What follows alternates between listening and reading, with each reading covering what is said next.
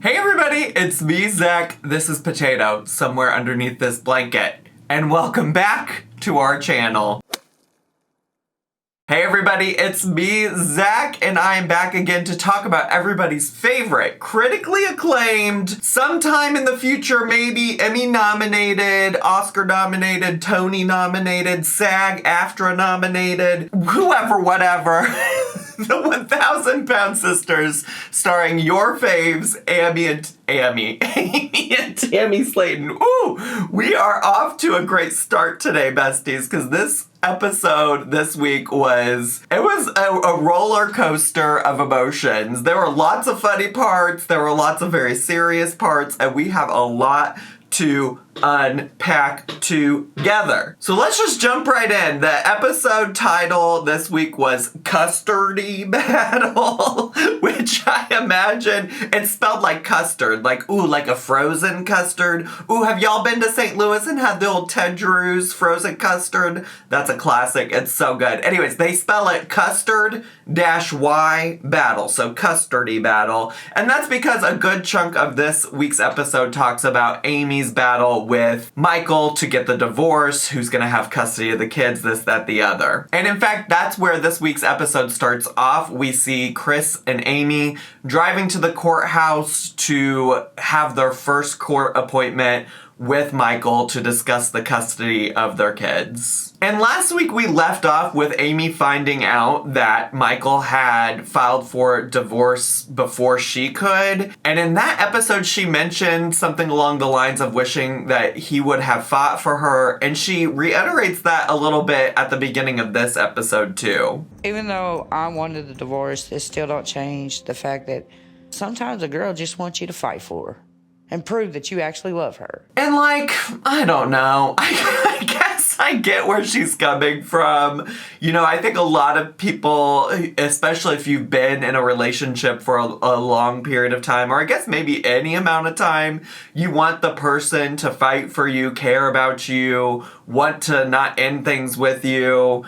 But I'm also just like, nah, I don't think we want that kind of energy from Michael, you know? Like, good fucking riddance. I think some aspect of that is related to Amy having to figure out, like, her own worth and knowing that she's better than that. And I do think that, like, she's obviously come around and she obviously continued to push forward with the divorce and didn't take him back. But I was just like, when she was saying those things, I was like, girl, you just gotta keep going. You just gotta keep pushing forward, because we don't want just the attention from any man. We want attention from the right man, and the right man is not Michael Halterman. They do meet Amanda there, like I said, and she's there early, which I really am only noting because I just love when this show likes to repeatedly remind us that Amy is not good with the English language, and she commonly messes up well-known sayings. She's worse than I am about being early. Well, Mom, I always taught us growing up,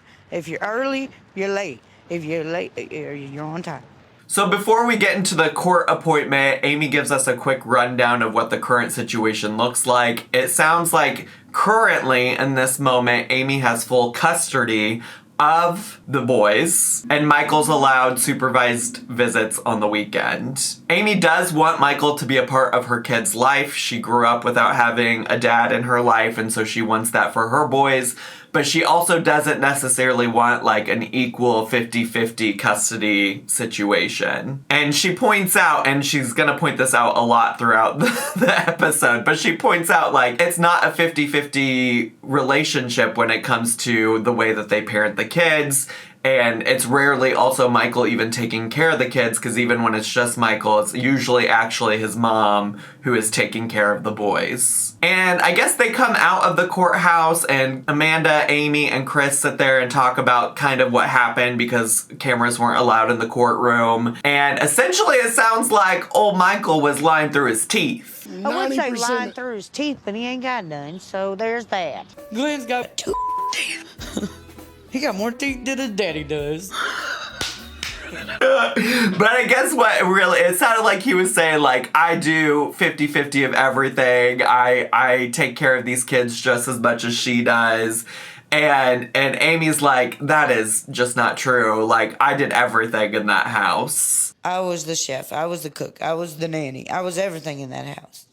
He was the video game player. And Amy kind of recounting, like, Michael talking about what he did and didn't do reminded me, and I did mention this in my video last week, but she had DM'd me during the off season, because I think I might have actually honestly checked in with her, because I was seeing reports about their divorce or their potential divorce, and I didn't want to say anything on the internet if it wasn't true. A lot of times there would be, like, articles that would come out, and typically if I saw, like, an article come out about Amy or Tammy, I would usually fact check with Amy. And so anyways, we were talking about the split, and Amy had told me that in this case, in the case of like who does or doesn't do parenting, that they had referenced episodes of the show where like Michael clearly wasn't trying to help. So now that makes a lot more sense to me in context, knowing that he was in court trying to claim that he did do a good chunk of the work, which honestly, it's kind of bold if you're lied about that when, like, there's cameras that have documented, you know, you potentially not taking care of your kids. I mean, I will say it's not like the cameras were there rolling 24 hours a day. That's not how they filmed this show. Like, they set up very specific moments to film, and so they know that they're filming, which is also even more wild, because if you're Michael, then why would you knowingly let them film you being a piss poor parent, I guess. But, so, you know, maybe there are things he's done not on camera, but from what we know on the show, what they have shown us, he hasn't done a whole lot in recent history to help take care of the kids. And honestly, it feels like if that's what he said in court, that it's a situation where he's like, I'm saying what I feel like is expected me to say as a father, and I'm saying what is expected out of me to do the right thing or say the right thing. It kind of gives the same vibes as when we saw that fight between Amanda and Amy and Michael, and he was refusing to give her the cards. But then once an authority figure like the police showed up, all of a sudden he's like, oh, I'll do the right thing. And I feel like similarly, he's in court and he feels like there's this like legal authority and he has to say and do the right things. I don't know. I think that he is something else. It feels like to me he isn't really all that invested in the kids. And of course that's all we know because that's just what we've seen from the show. I will say that TLC did put a slide up saying that they had offered Michael the opportunity to share his side of the story on the show. They offered to interview him.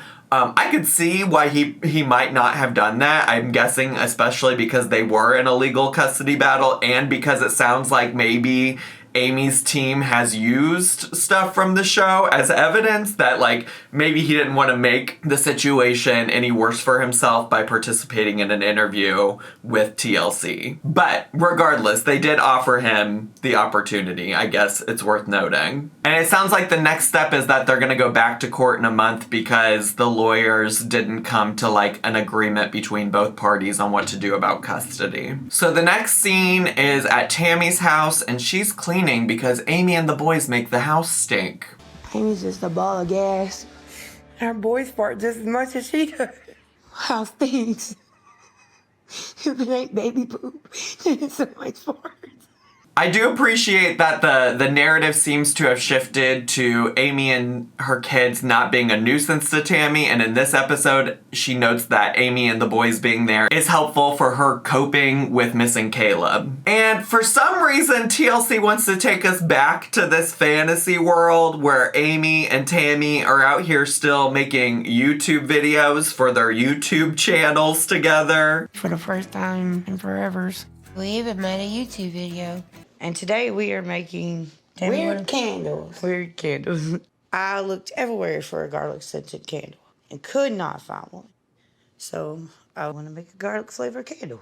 And I just say that it's a fantasy world because Tammy Girl hasn't even posted on her YouTube channel in like 2 or more years. If you go to Tammy Slayton's YouTube channel, you're not going to see any new videos in recent history, okay? And while Amy does still post on her YouTube channel, it's like either her reposting things that she's already posted on TikTok, or it's like weird unboxings of free things that she got sent in the mail from from different like brands and companies and things like that. There were no videos. I checked before we sat down to film this, okay? There were no videos on either of their channels of them sitting there making candles that smelled like gross foods, okay?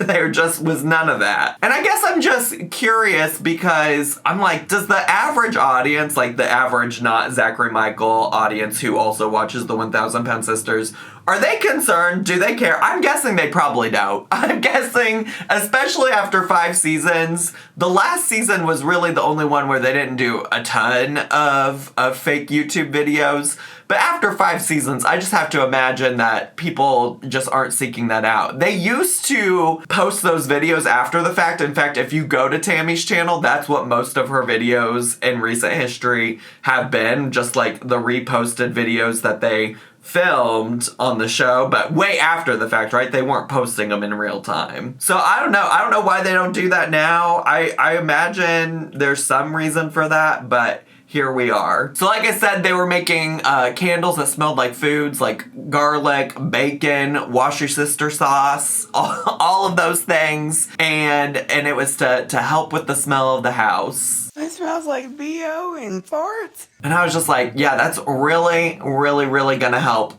Really gonna help with that stink that Tammy discussed at the beginning of this segment. Tammy's mobility and stamina is so good in this episode. They show her doing so much around the house, and I'm just like so proud of Tammy because she's, I mean, I say this, I feel like I've said this every video about the show this season, but like, it's just clear she's made so much growth and progress just in so many facets of her life. The next scene is Tammy and Caleb having a FaceTime call, and Tammy alludes to the fact that they text a lot, but they don't have a lot of like FaceTime calls, phone calls in general. And so I think that's interesting. I think that gives us a lot of insight into where their relationship is. And they have this FaceTime call, and Caleb acknowledges that he's still struggling with his eating, but then also shares that he's apparently been in the hospital for 6 days, and this is the first time that Tammy's even hearing about it. And it's like, I understand that things happen, but how could something this serious happen and you just not fucking tell your wife about it? That doesn't make any sense to me. And honestly, if something like that happened in a relationship I was in, I feel like I would have some trust issues,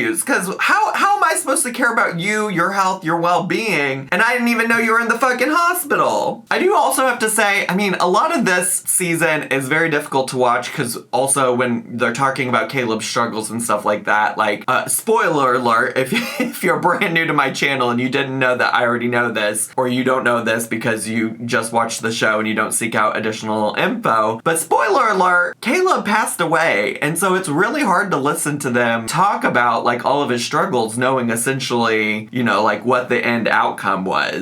And it's also interesting watching this show knowing a little bit about like different things I was sent during the off season, because a lot of people were sending me, I don't know how they became friends with Caleb on Facebook, but a lot of people sent me screenshots from his like personal Facebook account, or maybe they weren't friends and it's just a public account. I don't know. I didn't ask a lot of questions. I also like didn't really talk about it a lot because I don't typically like to use people's personal Facebook accounts, because I feel like most people don't intend for Facebook accounts to be like a part of their public social media experience. You know what I'm saying? Anyways, people were sending me these posts from him where he was like talking about issues with his relationship, or like being really vague about potential issues with his relationship with Tammy. And Tammy never really, honestly, truly commented on it publicly. And so because of all of those things, I didn't ever make like a dedicated video to it. But I think now seeing this particular interaction between them, it really checks out to me like why there probably were some trust issues. I mean, there's already an issue, right, when you have a long distance relationship, and then on top of that you add like keeping really important information like that. It makes a lot of sense to me that things weren't going well for them. At this part, she also notes that there's not a lot of depth to their conversations. Like when he talks to her or when they have a phone call, it's mostly just him like repeatedly saying like, I love you, you're beautiful, I miss you, I love you, you're beautiful, I miss you. And because of that, one, she just wants to have more in-depth conversations with her husband, but two, I think she also starts to wonder, together. What else might he be hiding from her? So she's gonna plan a trip with Chris to go to the rehab facility to see him in person and help motivate him to do better. We also get a brief scene about Chris and Brittany deciding that they're gonna become chicken farmers. He wants to raise chickens because I guess he and Brittany eat like 80 eggs a week or something like that. Which, if you're from my Twitch community, you know I had a doctor recently tell me I'm only allowed 4 whole eggs a week. So that's 80 eggs is a whole lot. A whole lot of eggs. I can't even imagine. But I guess that's their goal. Their goal is we're never going to buy store-bought eggs again because we're just going to have these chickens in the backyard. Misty also shows up for the chickens for some reason and first of all points out that Chris bought a rabbit cage and not a chicken coop. So I'm sure PETA and or the animal lovers out there are real thrilled that Chris is out here housing these animals and things that are not built for them. But what we do learn from Misty while she's there is that she has gotten off of her insulin and most of her diabetes medication because of the weight loss surgery she had in last week's episode. And Chris is proud of her, of course. It's great to see Misty doing so good a week and a half after surgery. Losing weight, getting healthy. Maybe she'll even lose her damn attitude. That's so funny to me because I feel like they've never shown Misty in particular to be anything besides like nice and kind and honestly kind of quiet. And then yeah, a person comes to drop off the chickens and they just let the chickens loose for some reason all willy-nilly. It's just complete chaos. That's what I'm talking about. Some chickens. Come here, chickies. No, come here. And I thought that we needed some practice wrangling them ourselves and put them in the coop. Well, that was a big mistake, period.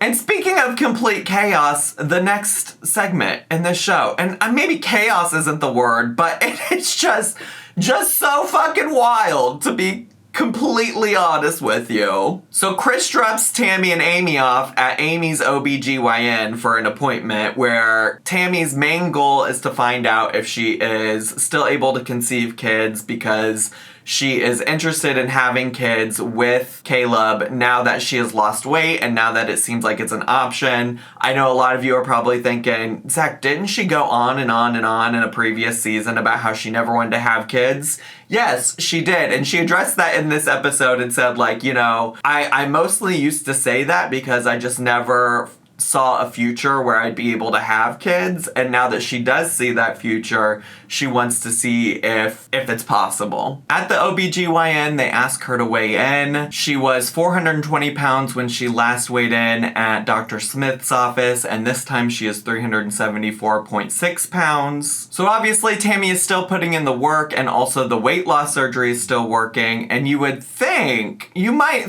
that she would give credit to herself and or the weight loss surgery working, but Tammy has other ideas. I must have had a healthy poop. Or a good fart. So after Tammy weighs in, the OBGYN is like, Amy, do you want to weigh in? And before I get into what Amy's response was, let me just say, I think that that's really weird. I mean, the appointment was there for Tammy. Amy was there for support. I think it's really weird that the doctor would be like, hey, you want to hop on the scale, girly pop? Do you want to get an assessment from me right now, even though you really only came here to support your sister? I was just like, ma'am, you better leave Amy alone because she is going through enough right now. Like, she does not need the added stress of showing up to an appointment that's not for her and being ambushed, asking her to get on a scale and weigh herself. And honestly, Amy shares my annoyance about the situation, okay? She is annoyed by the situation, and I think that's fair. I think it's so fair. And honestly, I'm annoyed that this show, like, framed that whole situation in a way that made it seem like Amy should have gotten on the scale and weighed herself. And it made Amy out to be the person who was being unreasonable in this situation. And I'm like, that is just so Fruit Loops. Like, goofy, I don't get it. Why would Amy need to weigh in at Tammy's doctor's appointment? It doesn't make no goddamn sense. We learned that the last time that Tammy had been to the OBGYN was in 2011, and we also learn that Tammy has an IUD inside of her that was supposed to be removed in 2016. Tammy's had an IUD in there for like 12 years. I'm like, sure it ain't permanently attached now. Did it absorb? I think he's got a permanent place of residence. I said, bitch, I've been here for 12 years. I ain't moving. I don't personally know a lot about how those things work outside of I do know that you're not supposed to keep them in forever. And that seems a little bit concerning to me. A big part, though, of why she, just stopped going to the OBGYN is because she felt like she was too big. They couldn't treat her in the way that she needed to be treated. We also get confirmation from Tammy that she's not currently sexually active. Although, Tammy does note that she could be if she wanted to be. Like, if her husband was there to be sexually active with. I know being bigger has disadvantages with sex, but do anything. Put my mind through it. I'm handy-capable, not handicapped. And in addition to that, we find out that Tammy hasn't had her period in a while, and she notes that she could be pregnant right now. I'm sure you're like me and you're like, you haven't been sexually active. In what world do you think you could be pregnant? How do you think this happens? There could be a slight chance I might be pregnant now. I've been craving weird things that I'm not normally craving. Yeah, like water. Well, some of it I'm could craving be water. You were craving water, girl? You water, girl, just drink some water. Hydrate, girl. Amy killed me this whole time because she had this face and then she essentially said the same thing that I did. Bitch, you ain't pregnant, you're thirsty. You're just thirsty, bitch. Go drink you some water. So the plan is to get Tammy an ultrasound and also take the IUD out if possible, and several other things to get her menstrual cycle back in order. The next scene is Amy going back to her house with Misty and Amanda to pick up some clothes for herself and the boys. Michael's been living with his mom, so nobody's been living in this home, which did kind of make me think, girl, why not stay there then? Which I guess really the reason is that it seems like she's just very triggered by being there, to be honest with you. It seems to be making her very emotional, just while they're filming this segment.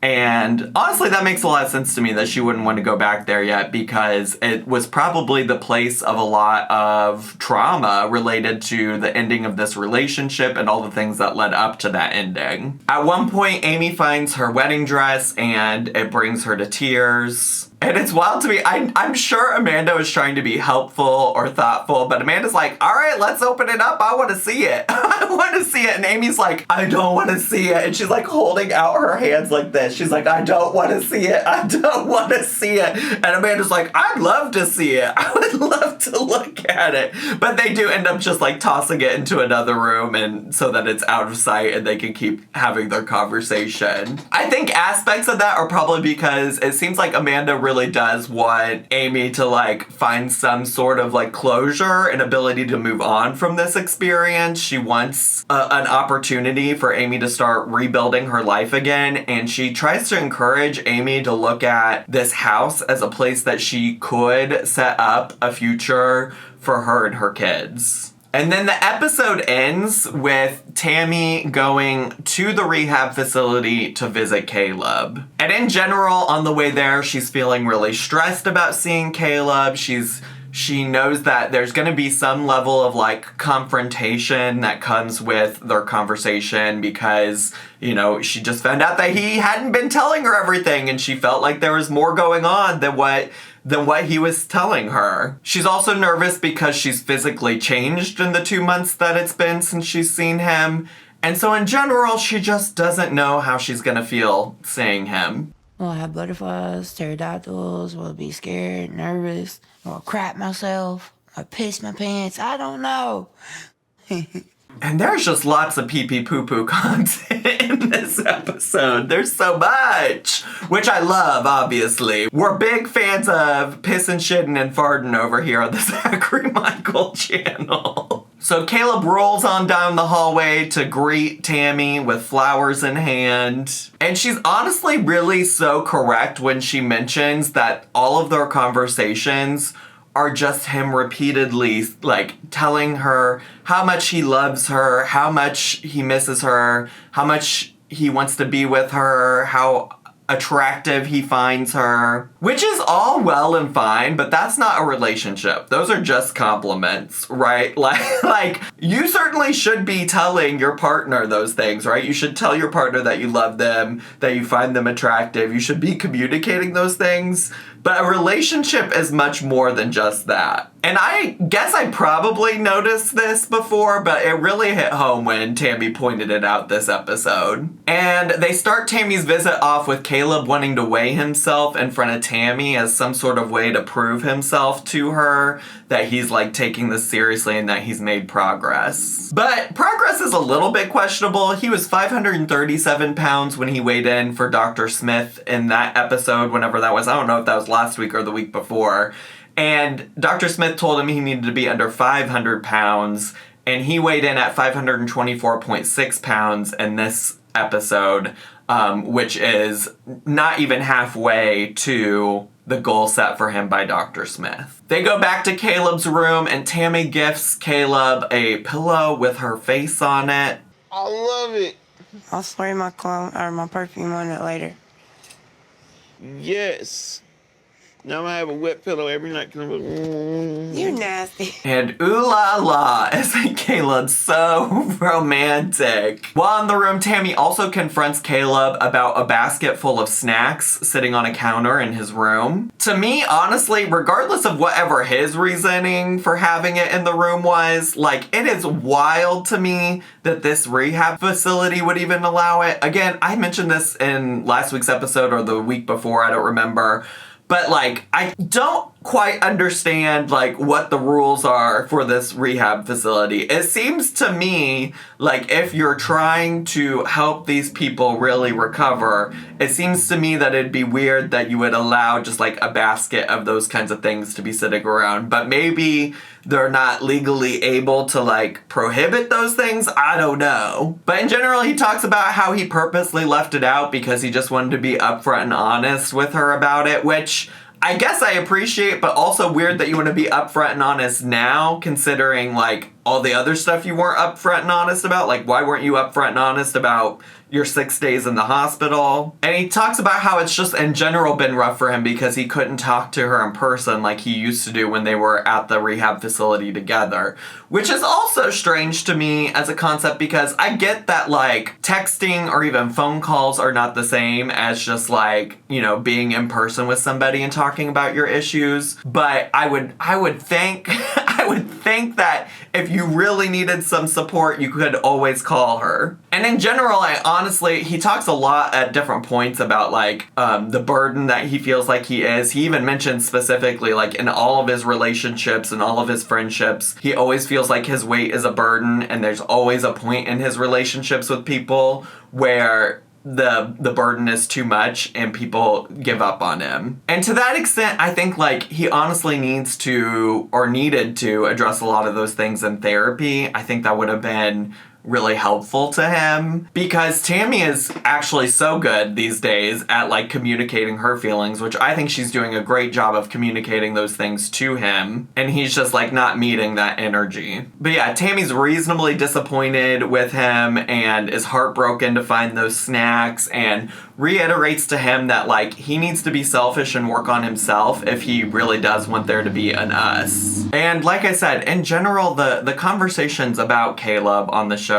feel very grim, knowing what the outcome is, because they literally have a conversation about how all of this is life or death for Caleb. I need you to understand that this is serious. It's life or death. I get that. I'm the one that's actually in the game. It's up to me. And to be honest, these shows always have that conversation. They're always talking about that. Like, these shows being like 1,000 Pound Sisters, 1,000 Pound Best Friends, My 600 Pound Life, so on and so forth. But I think just knowing that, like, it really was a matter of life or death for Caleb is really, really sad and heartbreaking. But yeah, that's where the episode ends, to be honest with you. So that's all I got. It ended on kind of a downer. So, I mean, that's not my fault, but my apologies that that's where we're leaving it for today. I guess if you want something to look forward to, the preview showed the Slayton family racing around in their backyard on little wooden toy horse things. So you got that to look forward to next week. Anyways, that's all I have time for today. I hope you enjoyed today's video.